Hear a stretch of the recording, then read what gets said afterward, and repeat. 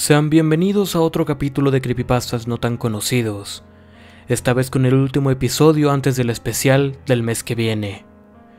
Esta vez, como siempre, traemos 3 historias más terror extra.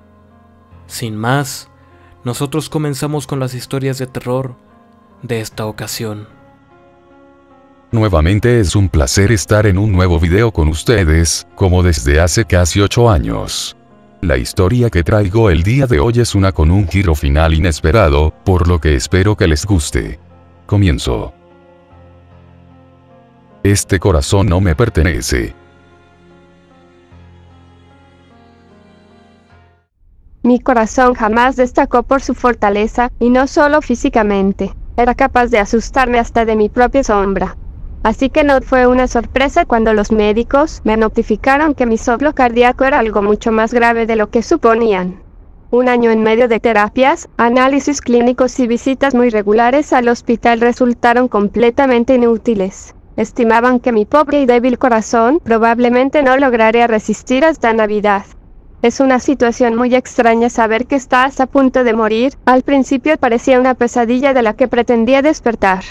Gasté un montón de dinero en alcohol y otros placeres. El miedo a la muerte me llevó a cometer multitud de actos imprudentes, hasta que un día me llamaron para darme la gran noticia. Una joven de nombre Laura fue declarada con muerte cerebral y yo, la mujer más afortunada del mundo, tendría la oportunidad de seguir viviendo gracias al corazón que había donado. Me subí al auto y me dirigí a toda prisa rumbo al hospital. En el camino intentaba mentalizarme para soportar el calvario que me esperaba. Una noche antes de la intervención, mientras estaba recostada en la cama, no dejaba de pensar en Laura. Su nombre era como un letrero neón que parpadeaba incesantemente en mi mente cada vez que intentaba dormir. Estaba mal, yo lo sabía perfectamente, pero tenía que ver a la mujer que me donaría su corazón. Me parecía injusto no ponerle un rostro a esa persona que me estaba salvando la vida. Sabía su nombre y su ubicación exacta, pues escuché a 2 enfermeras hablando sobre el tema. Recorrí aquellos corredores laberínticos del hospital hasta que encontré lo que tanto buscaba, y me tomé mi tiempo, asegurándome de leer cada nombre en las puertas de aquellas habitaciones. Ahora tenía tiempo de sobra. En la penúltima habitación, finalmente la encontré. Allí estaba Laura, recostada en una cama acompañada por una mujer que le sostenía la mano.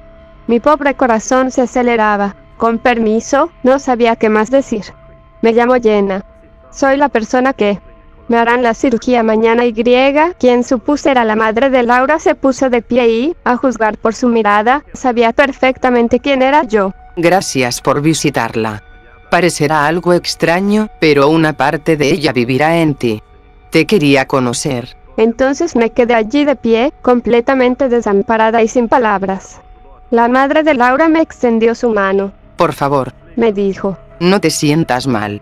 Esto es lo que ella quería. Me senté en la silla al lado de Laura. ¿Cómo sé? Me detuve a mitad de la frase. Era una pregunta terrible. La madre de Laura me devolvió una leve sonrisa. Trabajaba cuidando a mujeres golpeadas y que habían sido ultrajadas. Hace un mes conoció a un chico y bueno, ni siquiera todos esos años de entrenamiento pueden ayudarte cuando te enamoras de verdad. Laura ignoró las señales de advertencia. Finalmente él la mató. Dedicó toda su vida a aquellas que la necesitaban. La madre de Laura bajó la mirada. No sé por qué, pero extendí mi brazo y la tomé de la mano para darle un leve apretón. Lo siento mucho, en serio. Alguna vez tuve un novio. Él también era así. Alguien como Laura terminó convenciéndome de abandonarlo. La madre de Laura me regaló otra sonrisa, aunque no pudo evitar que las lágrimas escaparan de sus ojos. Entonces, Laura apretó mi mano. Fue un apretón fuerte, tan fuerte que sus uñas se me clavaron en la piel. Retrocedí con el rostro completamente descompuesto. La madre de Laura me vio con total tranquilidad. A veces también aprieta mi mano. Creo que los médicos lo llaman espasmos musculares. Como sea, Laura ya no está ahí dentro. Observé los pequeños arcos de sangre coagulada que empezaban a formarse en mi mano. La cirugía resultó completamente exitosa. Poco tiempo después de la intervención, me trasladaron a la habitación para mi recuperación. En ese momento pensé que lo mejor era no ver aquel corte enorme lleno de puntadas en mi pecho. El primer día estuve completamente dopada por la medicación para el dolor, comiendo muy poco y sentándome un par de veces.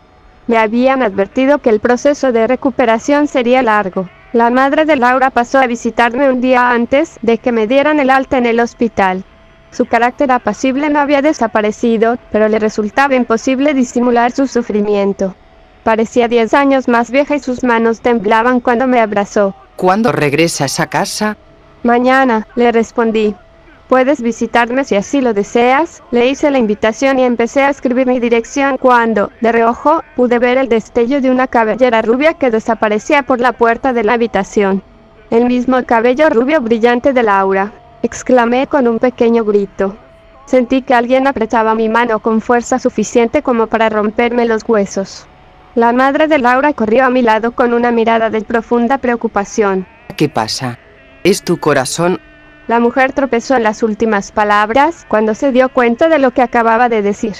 Intenté convencerla de que todo estaba bien y le dije que haría todo lo que me indicaran los médicos, aunque cuando me dejó todavía guardaba esa expresión de preocupación. Cuando regresé a ver mi mano, unas nuevas marcas de uñas en forma de arco aparecían justo sobre las que Laura me había hecho. 10 sonrisas sangrientas idénticas. El viaje a casa fue muy rápido y antes de que me diera cuenta, estaba de regreso en mi hogar. Me resultaba extraño retomar mi vida desde donde la había pausado. La última vez que estuve en ese apartamento no hacía más que pensar en la muerte. Observé las maletas y las cajas de cartón, los recuerdos de aquel día en que decidí organizar todas mis pertenencias para que mis padres no tuvieran que hacerlo cuando muriera. El corazón de Laura latía con tal fuerza que parecía querer salir de mi pecho. Lo hacía todo el tiempo y supuse que así de fuerte debía latir un corazón saludable. Pero, por algún extraño motivo no podía abandonar ese sentimiento de incomodidad. En la noche tuve un sueño en el que Laura descansaba en aquella misma cama del hospital, pero su madre ya la había dejado. Yo podía escuchar mi corazón, el mismo corazón que había sido de Laura, golpeando mis tímpanos con tal fuerza que resultaba doloroso. Intenté taparme los oídos, pero mis manos estaban atadas. Alguna fuerza me llevaba directamente al cuerpo inmóvil de Laura, sus labios estaban azules y el aire que entraba por la ventana mecía su cabello rubio. Estaba prácticamente encima de ella cuando sus ojos se abrieron. Completamente blancos como la leche, los ojos de alguien sin vida. Vete. Murmuró con una voz gutural. Podía escuchar cómo los latidos cardíacos se hacían cada vez más rápidos, golpeando hasta que creí que no aguantaría más. Entonces desperté. El sonido era real. El corazón de Laura latía tan rápido y fuerte que mis tímpanos estaban a punto de estallar y grité de agonía, buscando cubrirme los oídos. Mis intentos por apaciguar el sufrimiento resultaban inútiles, todo venía de algún lugar en lo más profundo de mi ser, podía sentirlos reverberando en cada rincón de mi cuerpo. Me levanté de la cama y entre tropezones intenté encontrar mi teléfono. Necesitaba llamar a alguien, quien fuera, a una ambulancia o a mi madre. Cualquiera que pudiera ayudarme. Vete. Escuché un débil susurro entre los golpes provocados por el corazón de Laura. Una voz baja y gutural que parecía de ultratumba, así que me arrastré hasta la puerta y luego por el corredor entre gritos desesperados de auxilio. Mi vecino abrió la puerta, sus ojos se abrieron enormes cuando me vio en el suelo presionando mi pecho. Me llevó al hospital mientras yo lloraba en el asiento del copiloto. Tras una serie interminable de exámenes, los médicos me dijeron que no había absolutamente nada fuera de lugar con el órgano.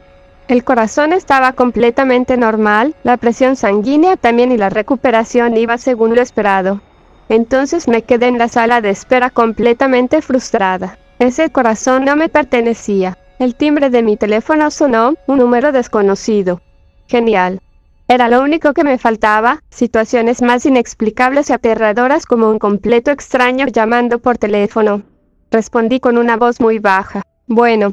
Buen día, habla el departamento de policía de Temisa, nos comunicamos para notificarle de un incidente en su vivienda en torno a la 1:30 de la mañana. Un sentimiento de vergüenza me invadió. Disculpe. Hace poco me hice una cirugía y no me estaba sintiendo bien.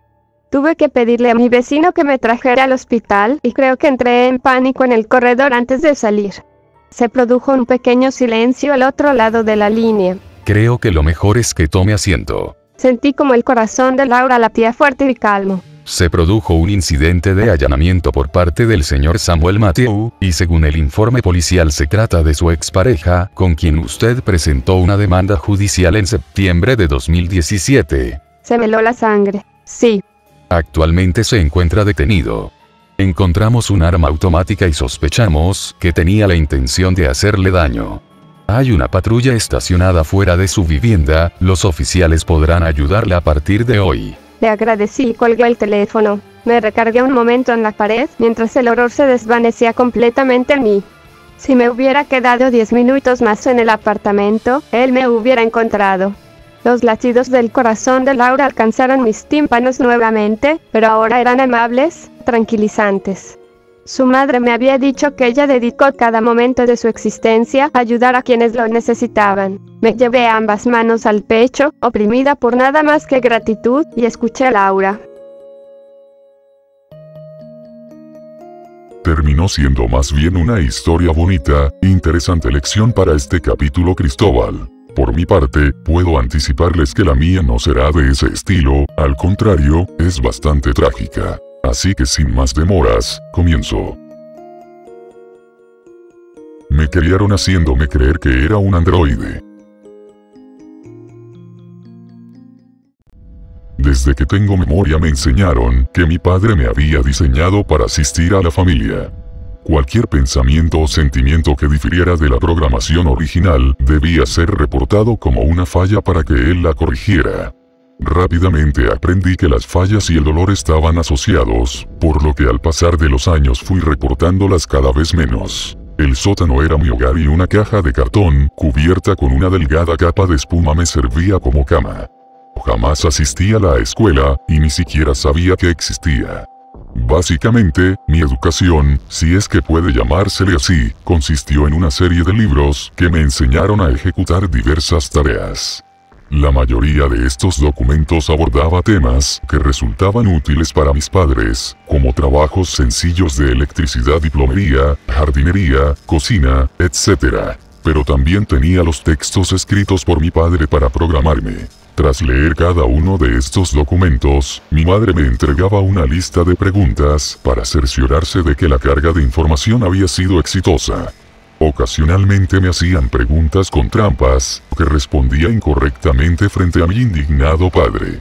Estas cargas de información casi siempre resultaban exitosas, y como el tiempo corría en mi contra vivía con el miedo constante de dañar mis procesadores si no me concentraba adecuadamente. Ahora que lo pienso, después de tantos años, parece ridículo, pero en ese entonces no era más que un niño que desconocía el mundo guiado por sus padres.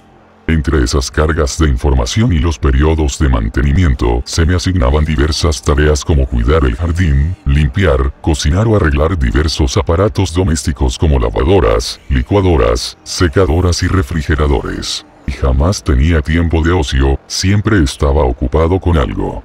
Después me enteraría que mi padre vendía todo eso que yo reparaba. Cuando finalmente cumplí 17 años, al menos eso me dijo la policía, pues yo no sabía nada de cumpleaños, mi padre dejó de trabajar y decidió que era mi turno de llevar dinero a casa. Era algo que me asustaba, pero, como siempre, obedecí las órdenes tal y como se me había programado. Mi padre me llevaba a realizar trabajos donde pagaban en efectivo, esencialmente obras de jardinería. Generalmente me esperaba en el auto hasta que finalizara las tareas o, si no había personas en casa, se iba y después regresaba a recogerme. Durante esas jornadas laborales solía ponerme en modo silencioso y me advertía que se enteraría si llegaba a hablar con alguien. Estaba completamente prohibido, y si llegaba a funcionar de forma errónea las consecuencias eran graves. Nadie se acercaba o me dirigía la palabra. Incluso si estas personas llegaban a casa antes de que regresara mi padre, simplemente pasaban de largo. Más tarde me enteraría que les advertía a sus clientes que yo era sordomudo y que me gustaba estar solo para terminar el trabajo más rápido. El plan era tan simple como efectivo. Me dejaba en una propiedad grande, yo hacía el trabajo y después me iba sin decir nada. Un día, me llevó a cortar el césped de unos clientes regulares y como no había autos en la entrada, mi padre me dejó a solas para terminar el trabajo. Al poco tiempo salió una chica con un vaso en la mano. Parecía de mi edad y por un momento creía que se trataba de otro androide. Está haciendo mucho calor, creí que te vendría bien refrescarte un poco. Dijo mientras me entregaba una bebida negra. Es Pepsi, ojalá que te guste. Sonrió. No tenía ni la más remota idea de lo que era Pepsi, pero se parecía mucho al aceite que mi madre me hacía beber, entonces supuse que estaba bien. Y jamás podré olvidar aquel primer sorbo, era lo mejor que había probado en toda mi existencia. Aquella bebida no me provocaba confusión como la que me daba mi madre. Tenía la intención de preguntarle qué era Pepsi, de dónde había sacado esa bebida o si la había hecho. Nunca te he visto, ¿a qué escuela vas? Preguntó la chica de la Pepsi. Agaché la cabeza y regresé a lo que estaba haciendo con la cortadora. ¿Qué se suponía que debía hacer? Ni siquiera me vas a dar las gracias.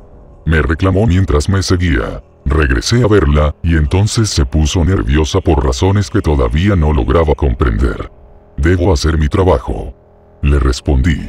Sin decir más hizo una mueca de coraje y se retiró. El resto del día estuve ansioso por la llegada de mi padre.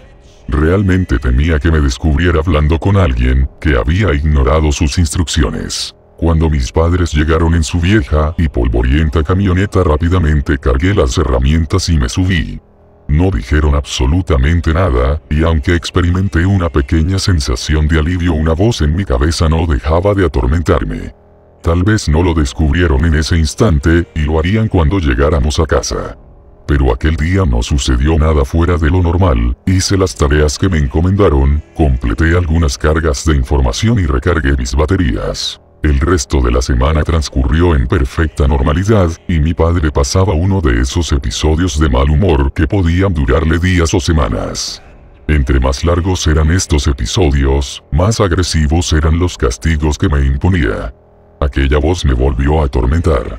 Quizá me lo estaba ocultando, y una vez que esta idea se plantó en mi mente, sus raíces terminaron apoderándose completamente de mi existencia. Aquellos extraños momentos en los que me dejaban a solas, empecé a hacer algo a lo que jamás me había atrevido antes. Mirar televisión. Empecé a saber del mundo exterior a través de cortos intervalos de imágenes completamente carentes de sonidos. Las secuencias de dibujos animados, familias felices y animales me resultaban tan fascinantes como aterradoras. Sin embargo, el día que todo cambió fue cuando encendí la televisión y vi, Yo, Robot. Aquellos androides reales sembraron un mar de dudas en mi interior. Aunque sabía que había algo mal con mi situación, no tenía idea de cómo actuar. Eventualmente, regresé a la casa de la chica de la Pepsi y empecé a realizar las actividades programadas. Tenía la esperanza de que se acercara una vez más a mí, pero evité hacerme ilusiones. Casi terminaba de podar el césped cuando la vi entrando a la propiedad. La vi manejar el auto hasta la entrada y salir de él. Algo dentro de mí quería gritar para hablar con ella. Analicé cuidadosamente los posibles escenarios. Terminaría descubriendo la verdad sobre mi existencia. Podría conseguir algo más de Pepsi. Ella podría contarle a mi padre y mi mal funcionamiento tendría que ser corregido. La alcancé prácticamente en la puerta principal, completamente sin aliento de tanto correr, y ella volteó con una mirada fulminante. ¿Soy un androide? Mi padre dice que lo soy, le solté sin más. ¿Un androide? Preguntó mientras arqueaba las cejas. Le conté todo lo que les he dicho y sobre la película con androides reales que había visto. Guardó silencio, y supuse que intentaba encontrar alguna explicación a todo esto. Escuché unos pasos detrás de mí e inmediatamente todo aquel valor que me impulsó a hablar con la chica de la Pepsi se esfumó. Mi padre no dijo una sola palabra y se limitó a tomarme por el brazo para llevarme. Volví a verla, todavía con esa misma expresión de incredulidad que mostró cuando me le acerqué por primera vez. Lo había arruinado. Aquella noche fue la peor de mi existencia. La reparación que realizó mi padre fue la peor de todas y ahora lo sabía. No era algo, sino alguien. Todo lo que habían inventado se venía abajo, y mi padre ya no se molestaba en idear aquellas fachadas que ahora me resultaban tan evidentes. Ahora solo ejecutaba los castigos directamente. Intentaron asustarme inventando historias sobre el mundo exterior y la policía. Estaban realmente molestos pero también temerosos. No me dejaron salir del sótano después de eso. Los días pasaron lentamente y la única forma de estimulación que tenía eran las conversaciones de mis padres. Me gustaba colocar la oreja contra la puerta para escuchar de lo que hablaban. Una sola oración me hizo experimentar el miedo como nunca antes. Voy a apagarlo para siempre. Se refería a mí. Escuché que alguien bajaba por las escaleras y se acercaba a la puerta.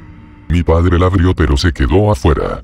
Sin saber qué hacer, me limité a observarlo desde el otro extremo del sótano. Arrojó una pala y el metal golpeando contra el concreto rompió el silencio. Sal, dijo mientras me sacaba del sótano. Lo obedecí y me llevó al patio trasero. Nos alejamos un poco de la propiedad hasta que me ordenó cavar un agujero. ¿Para qué es el agujero? ¿Qué demonios pretendes con todas esas preguntas? ¿Qué te sucede? ¿Acaso no te programé correctamente? Mi padre debía tener al menos 60 años, pero aquel anciano todavía me producía un profundo terror. ¿Me vas a apagar? Sí. Es lo que voy a hacer. Te voy a apagar y conseguiré un androide nuevo. Uno que pueda mantener la maldita boca cerrada. El anciano esbozó una sonrisa, como si lo llenara de satisfacción todo lo que acababa de decir. Aquella sonrisa me hizo enojar y su actitud me hizo explotar. Por mucho que le temiera, pensé en todo aquello que me estaba perdiendo. Pese a que no supiera nada más del mundo exterior a excepción de aquello que había conocido gracias a la televisión.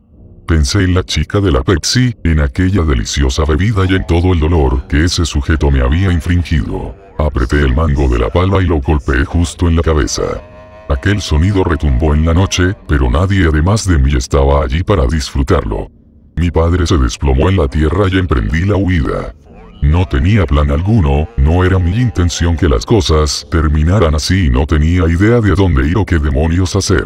Tras atravesar algunas propiedades vecinas, finalmente me detuve. Me tiré sobre la hierba y contuve el aliento. El cielo era espectacular, esa fue la primera vez que salí por la noche a solas y, a pesar del miedo y la incertidumbre, las estrellas eran lo más hermoso que había visto en mi vida. Tomé la decisión de ir a donde la chica de la Pepsi, sabía que no estaba muy lejos y tenía una vaga idea de cómo llegar. Seguí caminando y justo cuando empezaba a salir el sol encontré la casa. Llamé a la puerta y un hombre preocupado salió a saludarme. Le repetí todo lo que le había dicho a su hija, y me creyó. Gracias a Dios creyó mi historia. Cuando la policía llegó a casa, encontró a mi padre con un arma dentro de la boca, ya había asesinado a mi madre. Le dijeron que no lo hiciera, pero apretó el gatillo y eso fue todo.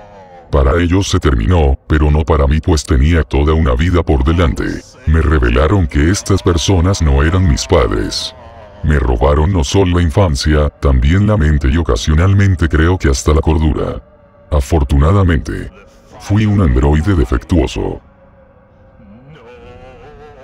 Hablando de malos padres. Aunque la historia terminó bien, por así decirlo, sigue siendo muy trágica. Mi relato de hoy es uno un poco corto, pero que espero sea del agrado de todos. Comienzo. El infierno ya no es seguro.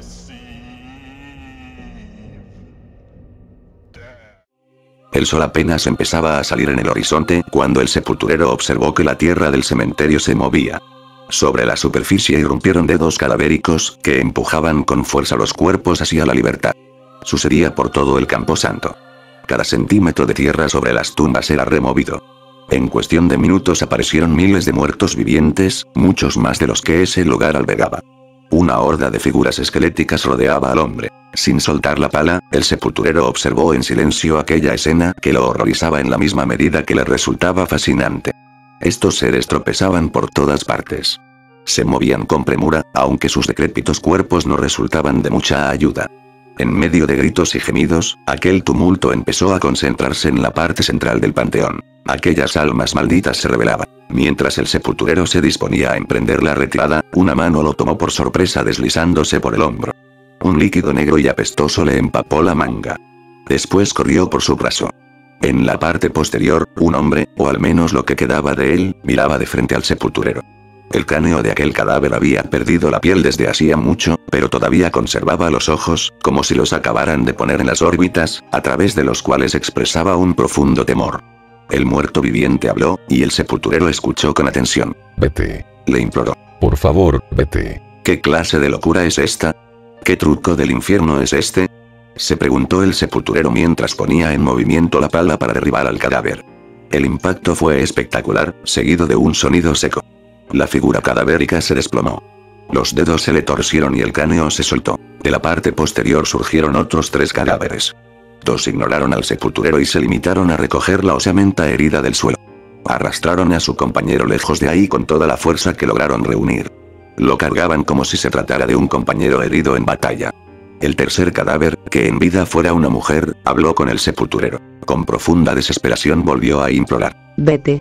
Por favor. Cuéntales. El sepulturero ni siquiera se podía mover. No se iría. Aquellos muertos no eran sus patrones. Entonces, ¿por qué le pedían que se fuera? Necesitaba respuestas. ¿Por qué? Preguntó. ¿Por qué han abandonado la tierra? La muerta viviente no tuvo reparo alguno en contar la terrible verdad. El infierno ya no es seguro. El sepulturero era incapaz de comprender esa oración. ¿Qué significado tenía? ¿Un infierno seguro? ¿Qué clase de paraíso era el lugar de sufrimiento eterno? ¿De qué estás hablando? Si la mujer hubiera sido capaz de derramar lágrimas, seguramente lo habría hecho. Sin embargo, la voz trémula resultó suficiente para transparentar sus miedos. Lucifer ha muerto. Él lo mató. Ya viene. Como el sepulturero nunca había estado en ese lugar, aquellas palabras no tenían sentido alguno. No había visto los horrores que incluso los condenados al sufrimiento eterno eran incapaces de describir. Entonces, de entre las tumbas empezaron a surgir figuras oscuras con los ojos en llamas y repletos de odio. Se desplazaban como humo por el aire y contaminaban el ambiente con un vapor sofocante. El sepulturero observó a los demonios, los siervos de Satanás encargados de infligir dolor y sufrimiento, ayudar a esas pobres almas. Comenzaron a apilarse unos encima de otros. Uno por uno, los cadáveres empezaron a formar una torre. El sepulturero no dejaba de preguntarse qué era todo aquello. El lamento colectivo hizo eco en las colinas circundantes. El sepulturero los observó. Desde múltiples direcciones más y más muertos vivientes se desplazaban al unísono. El encuentro infernal había dejado sin palabras al hombre. Pero el cadáver de aquella mujer lo instruyó. Vete. Ve con tu familia. También necesitamos de ellos. Cuestionó la solicitud. ¿Mi familia? Los vivos. Especificó la muerta viviente mientras observaba al cielo. También necesitamos de ellos para poder llegar allá. ¿Llegar a dónde?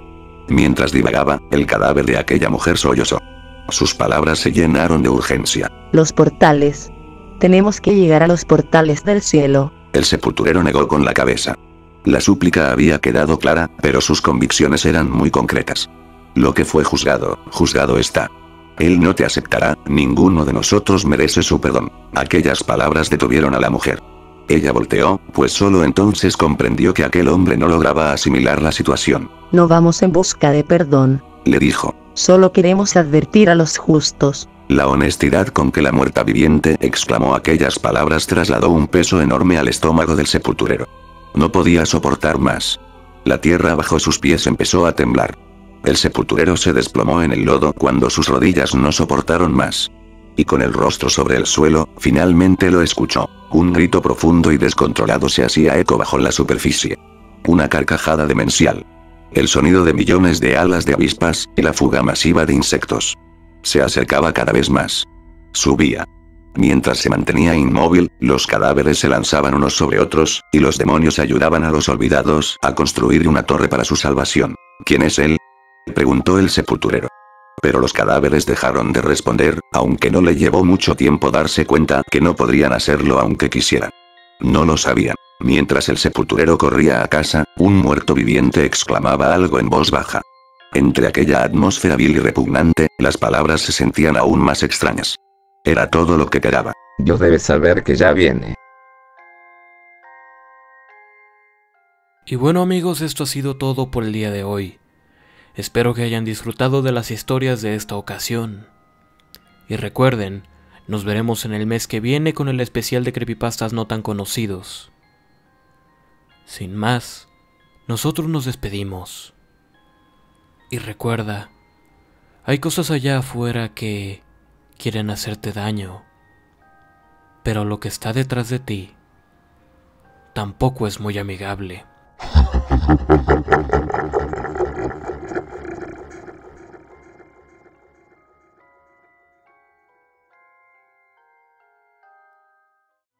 La nota. La nota dice: Te odio, mamá. Me escapo de casa para siempre. Me llevó 5 intentos, pero finalmente la letra se parece justo a la de ella.